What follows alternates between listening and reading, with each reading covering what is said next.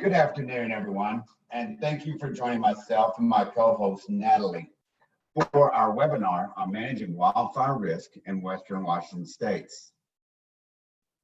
We're going to talk about wildfire and how to prepare our homes and our communities for a wildfire for the next 30 minutes, with time at the end to answer questions. We have been working closely with a variety of partners throughout King County in delivering our wildfire services. I am Matthew Axe, the Wildfire Resiliency Coordinator with King Conservation District.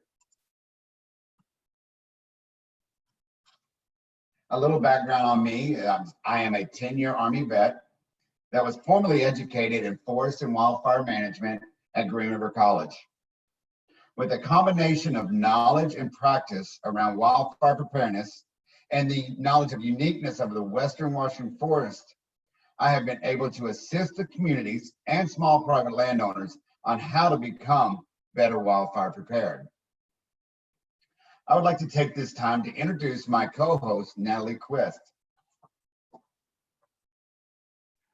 Good afternoon. My name is Natalie Quist. I'm an AmeriCorps volunteer serving at King Conservation District. I am the projects coordinator for community agriculture and engagement. I studied political science and human rights and obtained a master's in public administration.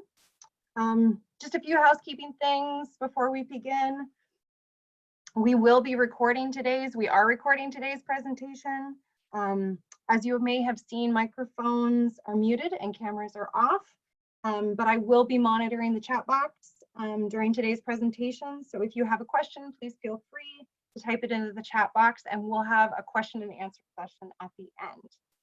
So now I'll hand the mic back over to Matt.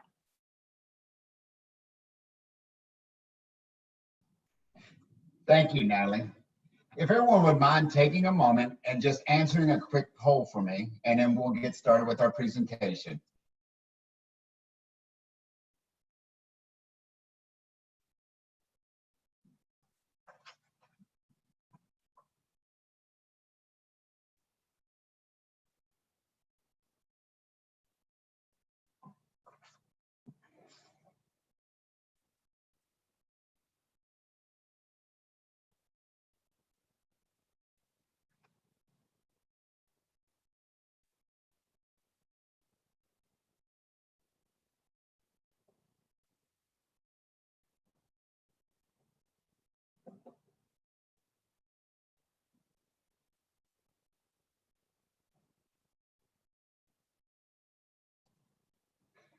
So it appears about 80% of our attendants today have not received a wildfire risk assessment. So we're going to move on with our presentation, and thank you for joining us.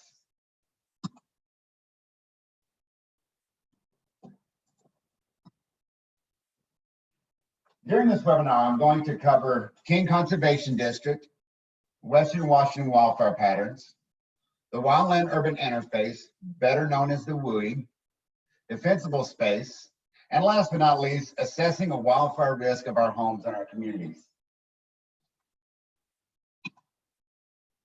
For those of you that haven't heard of King Conservation District, we are not part of King County government. We are a non-regulatory, non-enforcement, special purpose district, very much like your fire district, your school districts, except our purpose is natural resource management. And we do this by promoting sustainable use of these natural resources through responsible stewardship.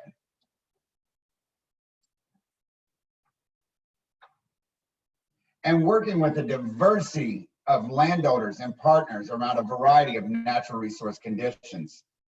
But for the next 30 minutes, we are going to speak about our specific service around wildfire preparedness.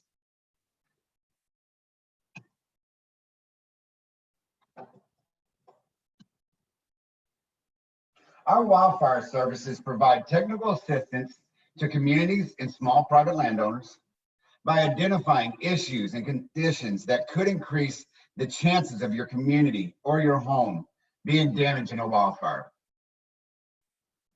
I do this by assessing communities and individual homes for their wildfire risk, but on occasion I do presentations and webinars as I'm doing today. So enough about me, let's talk about wildfire. Western Washington wildfires are infrequent, large, catastrophic fires that happen every few hundred years.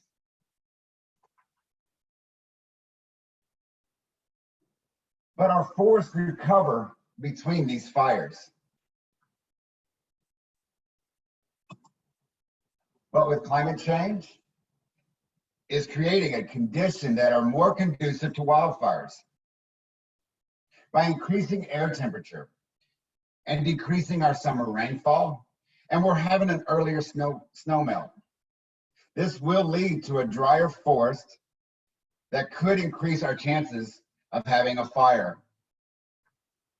In 2019, 40% of Washington state wildfires were recorded on the west side of the state.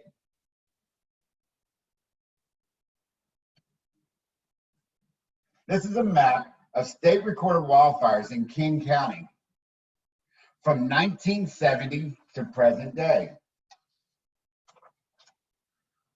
Majority of these fires were human caused. So you may ask yourself, how many fires are actually caused by humans? Approximately 90% of the fires in Western Washington are human caused. Whenever there's a concentration of people or activity, the potential for a person-caused ignition increases. So let's talk about an area that could be affected by a wildfire event. This is a map of fires from 1970 to present day that were majority caused by humans in and around North Bend. North Bend is an area of concern because it is located in the Wildland urban interface. And it's considered to be one of many high-risk areas in King County. You may ask, what is the Wildland urban interface? This is the area where houses and businesses start to intermingle with forested land. And these types of developments in this area pose additional risks that are related to wildfires.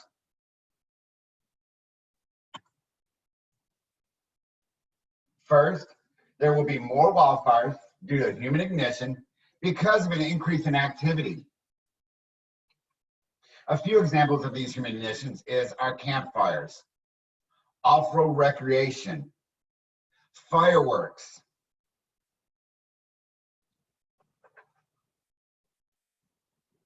Secondly, wildfires that occur will pose higher risk to lives at home. They will be harder to fight, and we will not be able to let natural fires burn. I want to talk about 3 different types of fuels I often look for in communities and on properties that, if properly managed, can improve your overall wildfire resiliency. The first is our surface fuels. This is the vegetation and woody debris that helps a fire spread across the surface of the ground.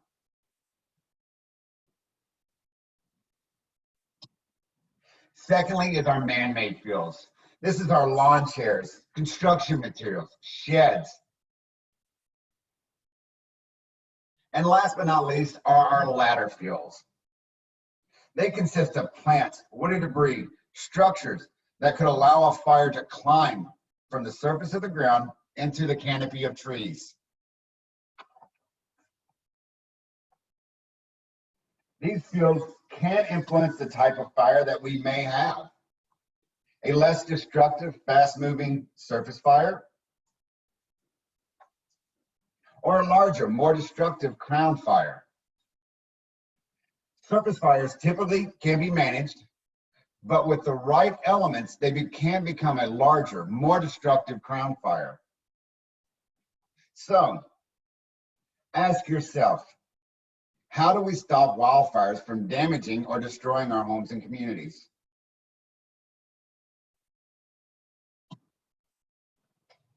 We can only stop wildfires by managing fuels and creating a defensible space.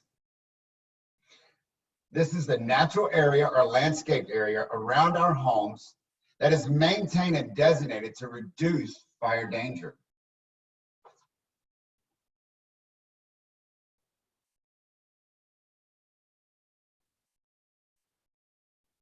This space is broken into 3 different home ignition zones that start at your home and extend out to 100 feet and could be further depending on other factors. The first home ignition zone is the immediate zone. This is your home out to 5 feet that is indicated by the red line on this slide. In this area, we are looking for an accumulation of fine fuels. That's our leaves, twigs, and needles on our roofs, decks, and around our homes that can catch from a fire ember. We are also identifying and removing dense and dead vegetation.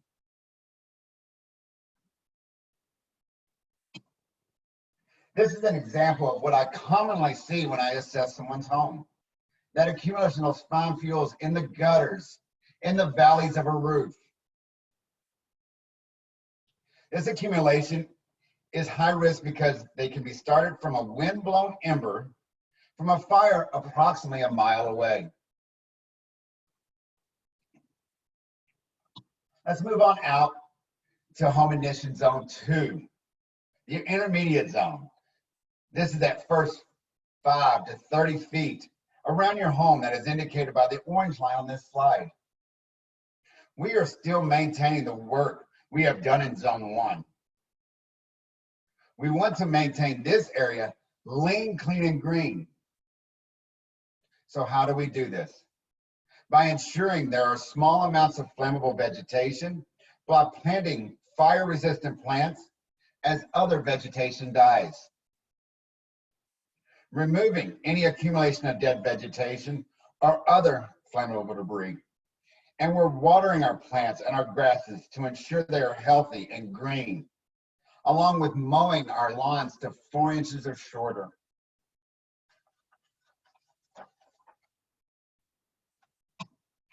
Here's another thing I commonly see when assessing the intermediate zone. It's dormant grasses. It's dense vegetation with fine fuels below.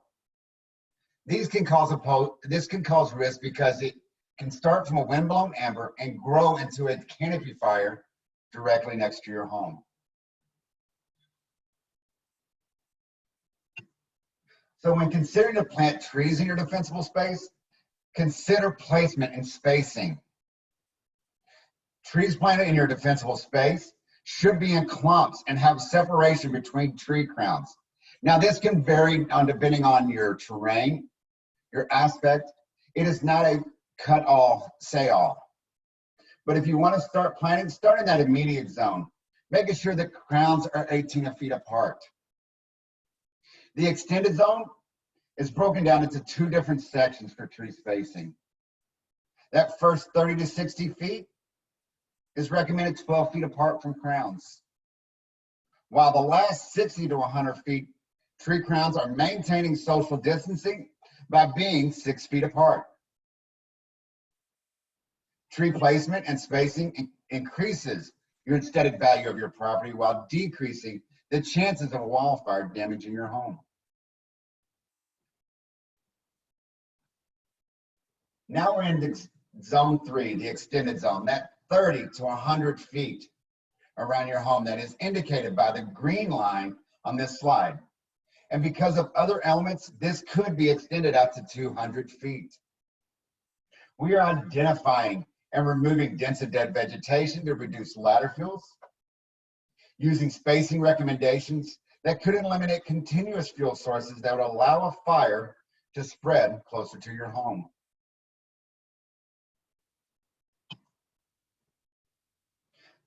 But zone 1 and zone 2 is considered the home protection zone and are the most important zones to do work in because it's where we get our highest impact on our defensible space. Now that we have done all the work, we must conduct regular maintenance, especially, as I said earlier, in zone 1 and 2. Besides protecting your home, this space could also increase your property value and also reduce insurance premiums. It would reduce loss of wages, loss of business, and reduce recovery after a wildfire event. Now we are going to talk about some of the most common things I see when I conduct a risk assessment on a community. I start at the home and I work out during a community risk assessment. The reason we start at homes is when neighbors work together, they create interlocking zones that can improve the overall resiliency of their community.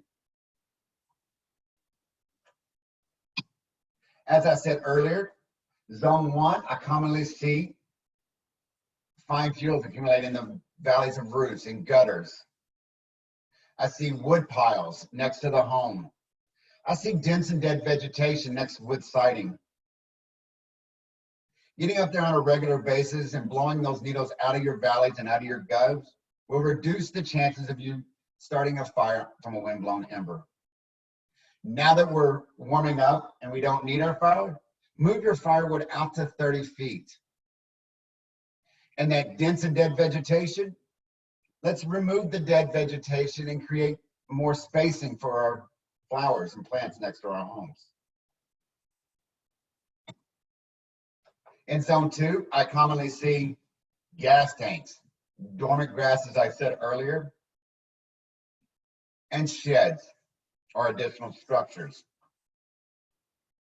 Creating a no fuel zone 5 feet around your gas tanks with hardscaping, that's your rock, your cement, your pavers, and allowing no vegetation would to reduce the risk of a fire increasing in size from the gas tanks. Watering your lawn, mowing it to 4.5 inches, 4 inches or shorter will reduce the risk. And we treat our sheds and additional structures as we would treat our home, creating a defensible space around them and those interlocking zones. When I look at zone 3, I'm looking for access for emergency services. Can they see your sign? Can they access your property? This sign is the recommended sign because it is reflective and it contrasts to its background. If trees start to encroach on your driveway, ensure they are pruned up 12 feet. And as vegetation starts to grow closer to your driveway, push it back to 12 feet. These recommendations will ensure that emergency services can find your home and access your home effectively and efficiently. Now that we have evaluated your home, let's start to look at a few other factors that could increase or decrease a community's wildfire resiliency. Having tree counts touch over roadways could allow a fire to jump the road and increase damage to homes in the community. Having fire hydrants visible and clean of vegetation will help fire departments access water and increase reaction time. Lastly, I will evaluate the obstacles of roadways, which could increase the time it takes to evacuate in the event of a fire, evacuate in the event of a fire. With these observations, I will create a report with recommendations that can improve a community's and homes' wildfire resiliency and wildfire preparedness.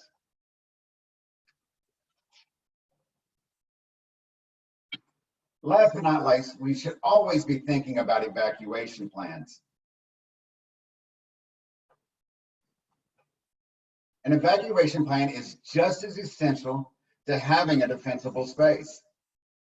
But what I want you to most importantly think about here is when you're told to leave by emergency services, leave.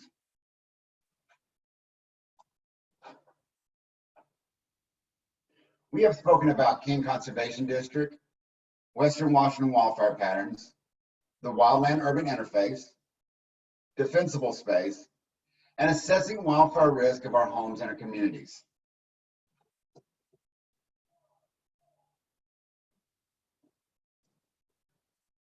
If you all would not mind taking one last poll, I'd be very grateful. And then we will take questions.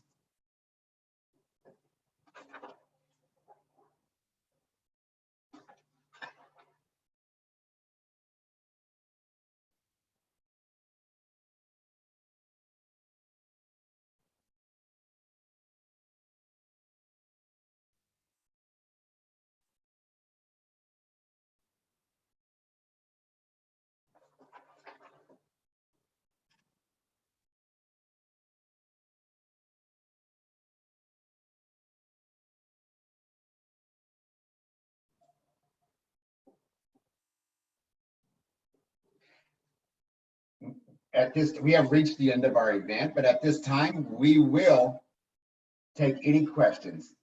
Thank you.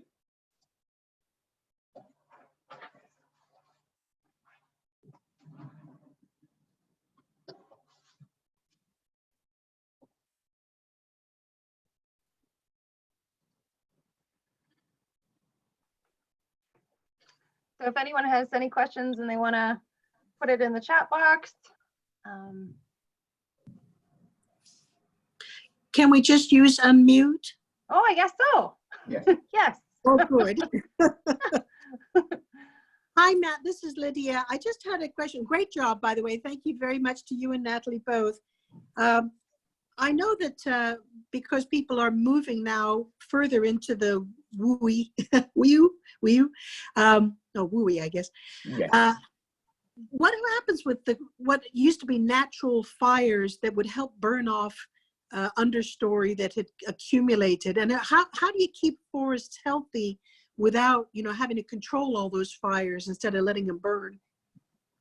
This is where, and I'm glad you asked that question, Lydia. Is when we look at fire. Remember when I talked about really that from your home out to 30 feet. Mm-hmm. This area will give firefighters a chance to fight a fire, right? Right. If we can maintain fires, and science has shown, if we can maintain fires at 30 feet or further, we can let those natural fires burn because they will burn around our homes and not attack us. Oh, okay.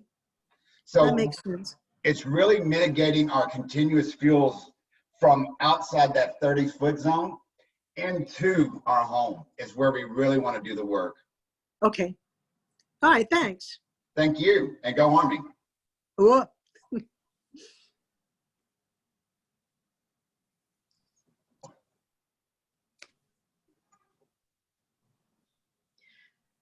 Oh, if no one else has a question right away, I wanted to ask also, I was kind of horrified to see a couple of years ago, Chinese lanterns flying by at 4th of July.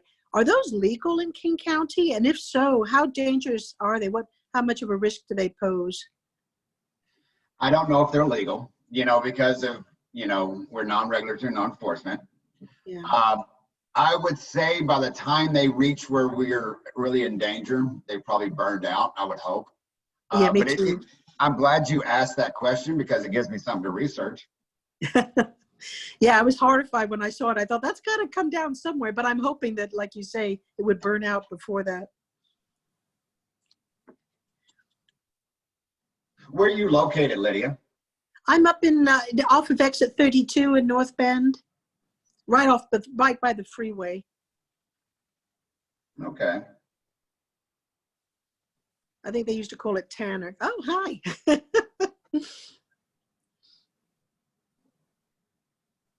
I'm surprised we don't have a few more questions. Was my presentation that good? Oh, it was outstanding. Well, let me ask one more then while you're waiting. I've often heard people trying desperately to spray down their roof in the event of a fire. Is that effective or just a waste of water? I actually was on a meeting yesterday with a firefighter with DNR. And it to me, and by what he was saying, it was very ineffective to do that. And that's why when a fire comes through, if you are told to leave, we really recommend just leave. Don't try to save it, and don't waste the time of putting water. But if you are wanting to do something like that, having sprinkler heads that are on the ready Mhm. to where you can just turn them on and leave, that's okay. Yeah. Okay. Well, hopefully we won't come to that, God willing. Definitely. Yeah. I've often wondered, being so close to 90, if we would have the fire come down there, kind of be channeled down the freeway, or would it act more like a fire break? If you don't mind me asking, where you, what's your community name?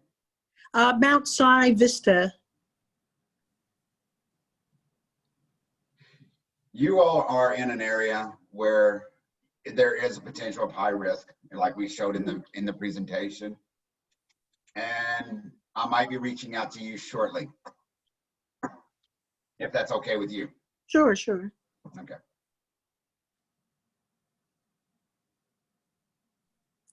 And just so you all know, thank you very much for registering for today's presentation. You'll be receiving an email with Matt's contact information as well. That is also shown up on the screen. So yeah, so if you're interested in an assessment.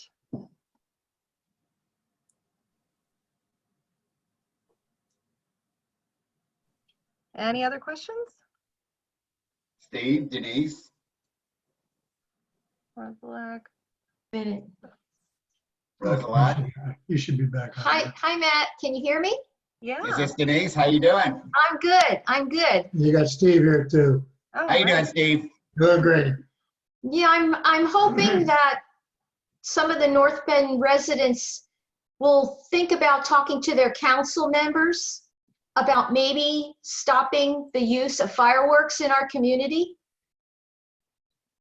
Just want to throw that out there. My Well, dog thank would you. appreciate that. It's very dangerous, and Snoqualmie has banned it. I don't know about Falls City, but we're kind of out here, and we really need to start working on our city council members. Yeah, the Rosselacks are right. We're unincorporated where we are. So we're supposed to be right around the corner from you. Yeah, I still think it's worth bringing it up, even if you're out of the city limits. Riverbend, oh yeah. Yeah, we're right across the street from you, the Rosselacks. They're in Riverbend. Yeah, this is Tristan. I'm Rosalack's husband. Yeah, Riverbend is like a war zone during 4th of July. It is absolutely insane here. Yeah, So- here too. And what I would say to everyone that lives in these areas, and as you showed on one of my slides, fireworks are a concern. Mhm.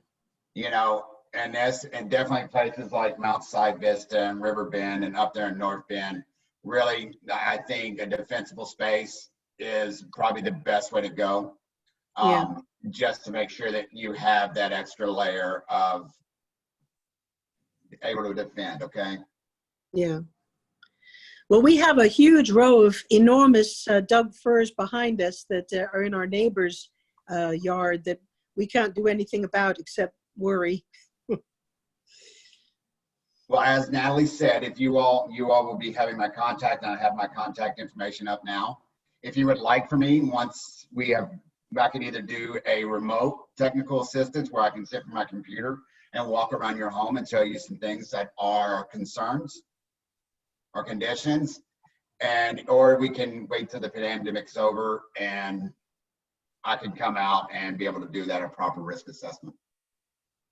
So is there a cost involved in that, in the risk assessment?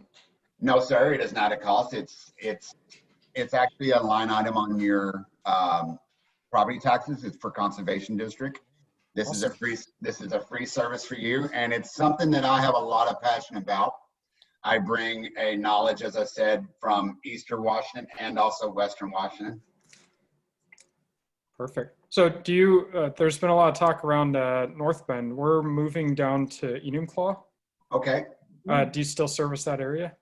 Certain parts of Enumclaw we do service. So I think where are you moving into Enumclaw, if you don't mind me asking? Or we It's can have kind this. of, yeah, it's kind of in between Enumclaw and Buckley.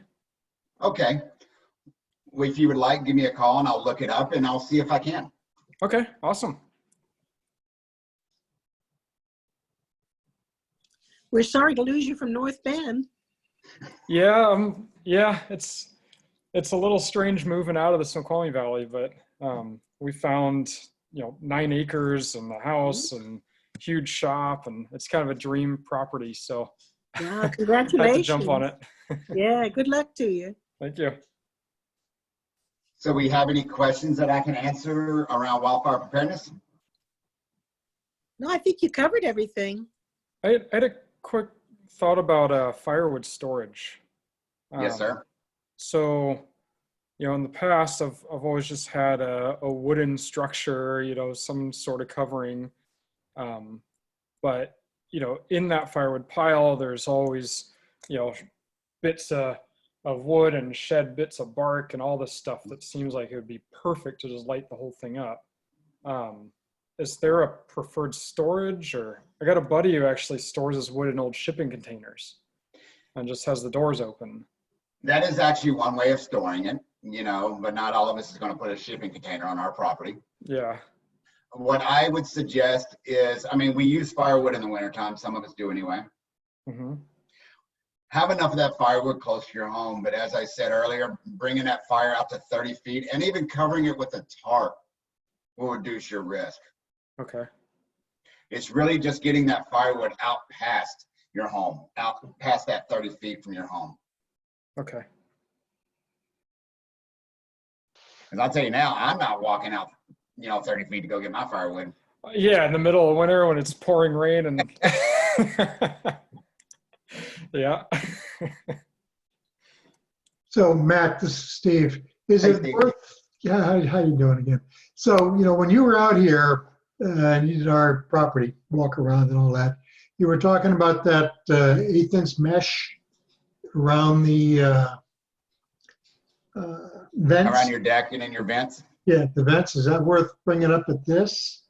Yes, if you do have decks that are raised, one of the things you can do is put a 1/8" mesh around your deck, and you can cover it with lattice or whatever you choose to. But what this stops is it stops a windblown ember from getting underneath your deck, and also stops the accumulation of fine fuels underneath there.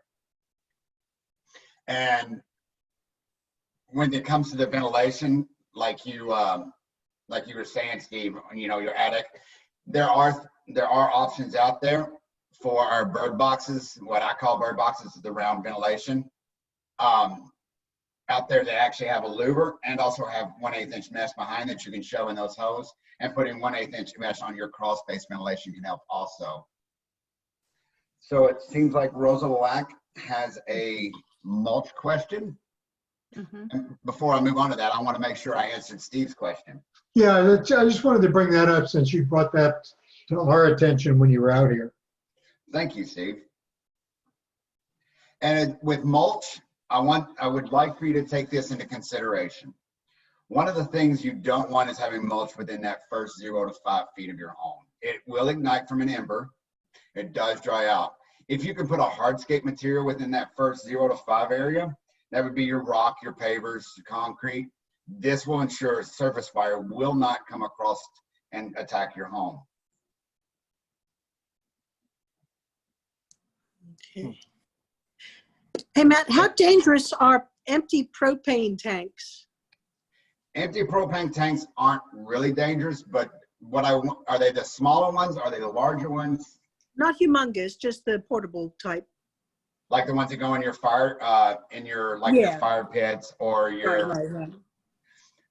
I would always say store those outside of, that 30 feet zone, in a properly store them as recommended. Mhm. And just because there may be some residual gas in there, you may not get it all out, and it could still be dangerous if fire was able to get to it. Okay, very good. Also, is there a place that we can take old gasoline? I've got some, one of those old gas tanks in the garage, but I don't want to leave it there. I don't need it anymore. Is there a safe place to dispose of that? I believe there's your local waste service, transfer stations, sometimes like that, run once a month or something like that, where they'll take toxic chemicals. Oh, okay. Dispose of them correctly. I know down here, we're closer to me. Auburn runs one, I think, every third Thursday or something like that. Oh, so we wow. can- so we can get rid of these toxic chemicals correctly. Okay, very good. Thank you. You might look into the Newcastle transfer station as well. So now Newcastle? they take more than what they take here in like up towards Rattlesnake. Oh, There's a okay. Good to transfer know. station there, but they don't take anything like that. No, yeah, Newcastle. All right, thank you very much. And I would like to let everyone know, if you go to our KCD Facebook page, I have put over the last 5 weeks, I have put on 4 blogs talking about defensible space. And this last week was on, I showed a video of me doing a home risk assessment. It might be some food for thought. Very good. Well, thank you. All right, well, thank you very much, Matt. Appreciate it. Thank you. Is there any more questions? Then after, as I would say, I'd like to thank you all for joining us during this event. I hope I was able to answer some of your questions and relieve some stress. And if you choose to have a risk assessment, please feel free to contact me.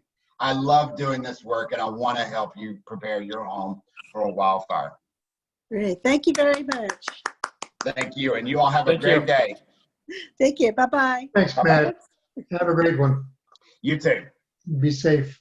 You too. Bye-bye. Bye-bye.